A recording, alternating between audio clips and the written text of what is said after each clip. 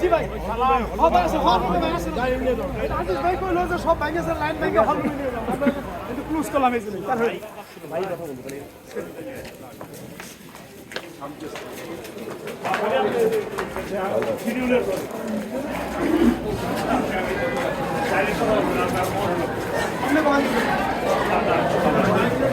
ভালো তো কথা ছিল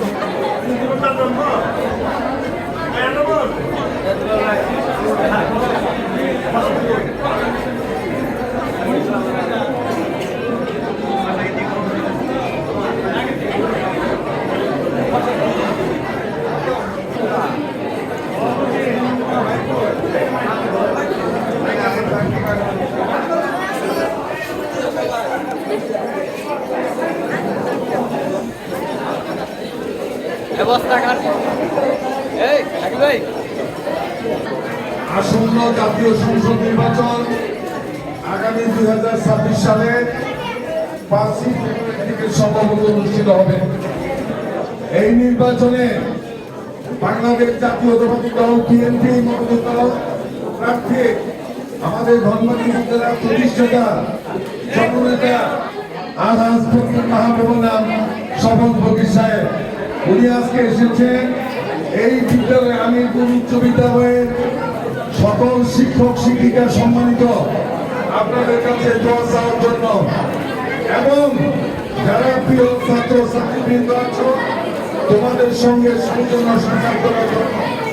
তোমরা হয়তো কেউ ভোটার কেউ ভোটার না, ভোটার হলে ধানের শীষে ভোট দিবে, আর ভোটার যদি না হয়ে থাকো তোমার বাবা মা ভাই বোন আত্মীয় স্বজনকে তোমরা বলবে যে আমাদের স্কুলে আমাদের নেতা স্বপন ভাই এসেছিলেন, স্বপন কাকা এসেছিলেন, তিনি তোমাদের সকলের কাছে ভোট দিয়েছেন, চেয়েছেন। তিনি ধনবাড়ী উপজেলা করেছেন, ধনবাড়ী উপজেলার এই যদুনাথ পরিবারের বিভিন্ন স্কুলে কলেজের উন্নয়ন করেছেন।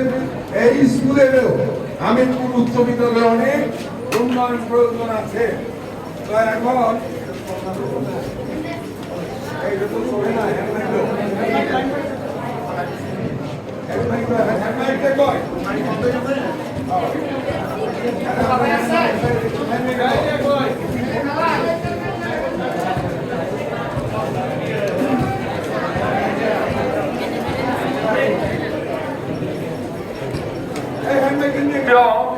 শিক্ষক শিক্ষিকা মন্ডলী, প্রিয় ছাত্র ছাত্রীবৃন্দ, আমাদের মাঝে এখন এসেছেন ধনবাড়ী মধুপুরের সবচেয়ে প্রিয় নেতা, ধনবাড়ী উপজেলা প্রতিষ্ঠাতা এবং আগামী নির্বাচনে বিএনপি মনোনীত প্রার্থী আলহাজ ফকির মাহবুবুল স্বপন ফকির সাহেব।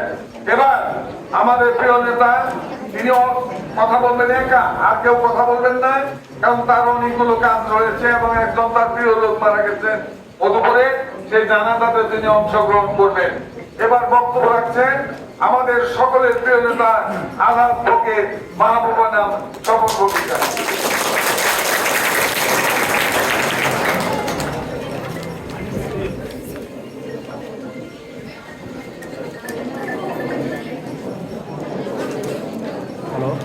বিসমিল্লাহিররহমানিররহিম। হ্যালো, একটা হাত তালি দাও তো।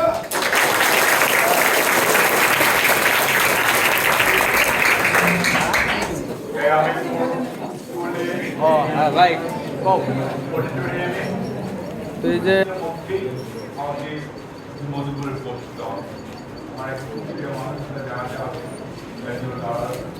তোমরা আমার নাম শুনেছ? আমার নাম কি বলতো?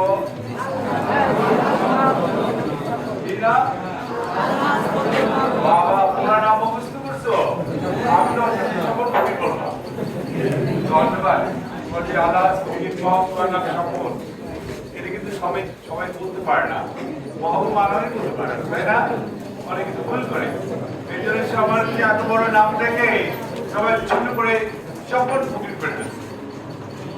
বলছি না স্বপন ফকির বেশি করে ছিল নাকি? তোমার আব্বা কিন্তু আমাকে স্বপন ফকির হিসেবে চিনে বলে আমার মনে হয়। তো আমি কেন এসেছি তোমরা জানো? কেন এসেছি বলো তো? তোমাদের এই যে স্কুলের অবস্থা দেখতে এসেছি আমি।